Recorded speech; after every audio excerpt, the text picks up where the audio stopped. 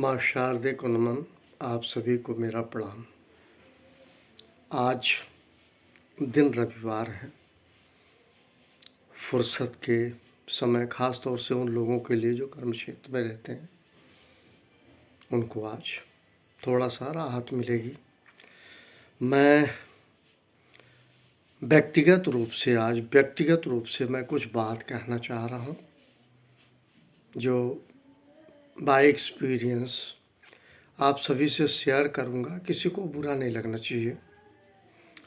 जब किसी लड़का लड़की का ब्याह होता है तो एक क्रम होता है। शादी हुई, पति पत्नी के बाद उनके संतान हुई तो माता पिता का दर्जा मिला, समाज में मान सम्मान मिला माता पिता का। जब संतान हुए, संतान में प्राथमिकता लड़का या लड़की का नहीं है, सभी का है। मुझे अगर कहना होगा तो मैं इस पे कोई टिप्पणी नहीं करूँगा। मैं व्यक्तिगत रूप से कहना चाह रहा हूँ सिर्फ यह कि वो नर नारी हमें लगता है ज़्यादा श्रेष्ठ हैं जो निसंतान हैं। पति पत्नी कहलाएं, माता पिता ना कहलाएं। व्यक्तिगत अपना दृष्टिकोण है। मैंने कहा ना, किसी व्यक्ति को आहत करने के लिए नहीं कह रहा हूँ। अगर संतान हो भी जाए तो माता पिता का दर्जा प्राप्त होने के बाद एक कार्य करना चाहिए। मैं शहर के प्रवेश में कर रहा हूँ, शहर के प्रवेश में या शहर के दृष्टिकोण से, कि पूरी जिंदगी आप दो काम करें। पहला, बच्चों को भरपेट भोजन दें, बच्चों को भरपेट आहार दें, पौष्टिक आहार खिलाएं। दूसरे, उनको अच्छा पढ़ाएं। और अगर बहुत कुछ हो सके तो अगर आप आशियाना बनाते हैं तो केवल एक रूम बनाएं, ताकि बच्चों के अंदर ये जन्म ना ले ये मेरा रूम है, वो उनका रूम है। जब एक से अधिक बच्चे होते हैं तो संतान में मैटर ऑफ ग्रांट्स की प्रवृत्ति आ जाती है। मैं बहुत ही सोच समझ के इस बात को कह रहा हूँ। और मैंने देवरिया के एक व्यक्ति से मेरी मुलाकात थी। मैं उनका व्यक्तिगत नाम कोट करना चाह रहा हूँ, किसी को बुरा नहीं लगना चाहिए। एनसी श्रीवास्तव साहब थे। उन्होंने कहा, यार मेरे समझ में आता है कि मकान कभी भी बना के बच्चों को नहीं देना चाहिए किसी भी कीमत पे। बच्चे पढ़ेंगे लिखेंगे, अपना काम करेंगे, जो मन में आए वो करें। लेकिन मेरा अपना व्यक्तिगत दृष्टिकोण है, किराए के मकान में रहो, मकान का किराया दो, बिजली बिल दो, चैन से रहो और बच्चे पढ़े लिखे, बाकी जो समझ में आए करें। वो मुझे पता नहीं क्यों बहुत ठीक लग रहा है। कई ऐसे माता पिता हैं जो दो मकान बना देते हैं। दो बच्चे हैं, दो मकान, दो बच्चे हैं, दो फ्लोर, दो बच्चे हैं, दोनों की अलग अलग जमीन। इसी में करके माता पिता मर जाते हैं, ख़त्म हो जाते हैं, लेकिन जस्टिफाई नहीं कर पाएंगे, जस्टिफाई नहीं हो पाएंगे, क्योंकि ये बात कहीं ना कहीं सही है कि जस्टिफाई आप हो नहीं सकते कभी भी। परिस्थिति कहाँ ले जाएगी किसी को नहीं पता। और ज़्यादा संपत्ति, ज़्यादा मकान, ज़्यादा कमरे, जंजाल के अलावा कुछ नहीं है। आपका सुकून कल्ब छिन जाएगा, जो सुकून आपको चाहिए था। मैं किसी को समझाने के दृष्टिकोण से नहीं कह रहा हूँ, आज सिर्फ इतना कह रहा हूँ कि केवल there are two mandatory things. जो संतान आपका है उनका लालन पालन को बढ़िया कीजिए और अच्छी शिक्षा दीक्षा जाए, पढ़ें लिखें। उसके बाद उन्हें जो चाहे करें, ये उनका आउटलुक है। लेकिन माता पिता का आउटलुक सिर्फ इतना होना चाहिए, रहना, और जितना कम हो पाए सहना। आम तौर पे एक न्यूक्लियर वैसे भी फैमिली का कॉन्सेप्ट आ चुका है, पति पत्नी बच्चे, उससे ज़्यादा हुआ तो सास ससुर, लेकिन माता पिता की उसमें एंट्री नहीं है, बहन भाई की एंट्री नहीं है किसी भी कीमत पे। मतलब वो माता पिता जिन्होंने अपने संतान को इस दुनिया में लाया, वो उनके एन इंटेग्रल पार्ट नहीं है, उनकी फैमिली के, अपने बच्चे के।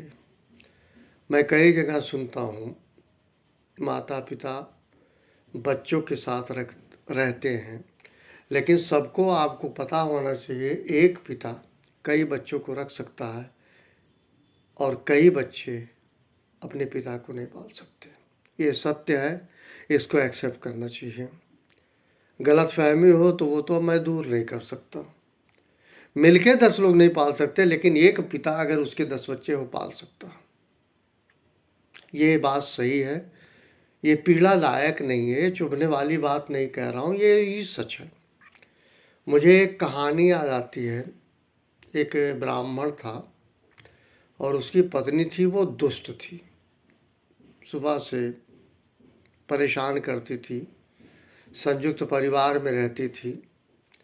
तो ब्राह्मणी जो है दिन भर करकज करती थी, गाली देती थी, उल्टा सीधा बात करती थी। तो उनको पूरे परिवार के समूह ने उनको घर से निकाल दिया। वो ब्राह्मण अपनी ब्राह्मणी को लेके चला। चलते चलते ब्राह्मणी थक गई, उसे भूख लगी, तो ब्राह्मण गया, कहा था कुछ व्यवस्था करते हैं।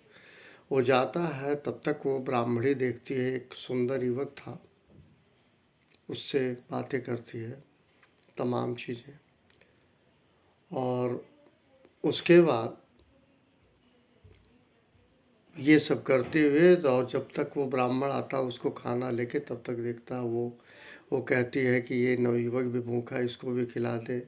दोनों खाते हैं। फिर उसने कहा कि ब्राह्मण के साथ हम आपके साथ नहीं जाएंगे, हम इस युवक के साथ रहेंगे, अच्छा रहेगा। उसके बाद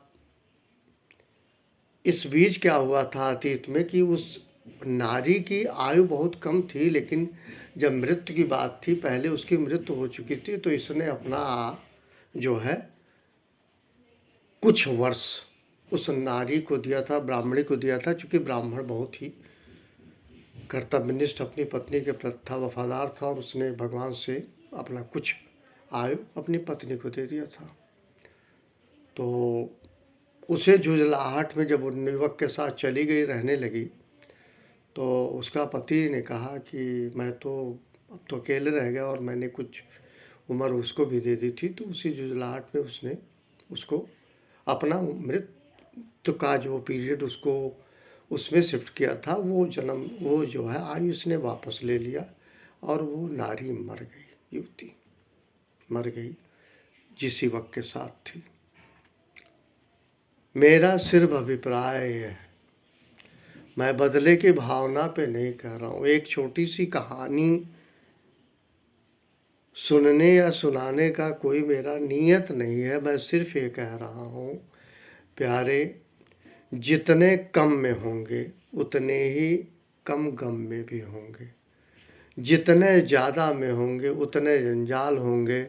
मैं जब बचपन में था तो मेरे पास 2 कपड़े थे, एक घर का एक स्कूल का, तीसरा था नहीं, इसलिए मुझे मकान में ढूंढना नहीं पड़ता था मेरे कपड़े कहाँ। आज स्थिति ये है, वार्डरोब लोग बना के एक कलेक्शन करते हैं और अनलिमिटेड कलेक्शन करते हैं। उन्हें यही नहीं पता हमारे पास कितनी शर्ट है, क्योंकि नंबर्स का कोई उन पे कोई ऐसा मॉनिटरिंग नहीं है कि कितना क्या है। एनीवे, मैं सिर्फ इतना कहूँगा, जब बहुत ज़्यादा होता है तो आप चॉइस करते हैं, डिसाइड नहीं कर पाते क्या करते हो। जब आपके पास मैंडेटरी रहता आप करते हो। जीवन इसी कहते हैं, जीवन और कुछ नहीं है। जीवन सहजता का, सरलता का, नम्रता का, विनम्रता का नाम है। वैसे भी जीवन आसान नहीं है, जीवन की जो डगर बहुत आसान नहीं है। मैं सिर्फ इतना कहूँगा, ऐसा कुछ माता पिता न करें जिससे संपत्ति के बंटवारे की नौबत आए या मकान बंटवारे की नौबत आए या कमरा बंटवारे की नौबत आए, ये सब जंजाल है, इसके अलावा कुछ नहीं है। उसके बाद जब व्यक्ति बुज़ुर्ग होता है तो उसको बड़ा मुश्किल होता है। वो दो पार्ट, एक तरफ उसका संतान, दूसरी तरफ उसकी पत्नी, इस दोनों में कंपैरेटिव कंपटीशन होता है, एनालिसिस नहीं होता, कंपटीशन होता है। प्रोबेबिलिटी किधर ले जाते हैं किसी को पता नहीं, बद्दुआएं भी मिलती है, गिलास पानी नहीं मिलेगा, पता नहीं क्या क्या। और बच्चे जब पैदा हुए थे तो कंधे पे जब पिता ढोया था, उसे ये कुछ नहीं पता था आगे का क्या होगा। इन्हीं शब्दों के साथ आपको पुनः प्रणाम। Thank you very much.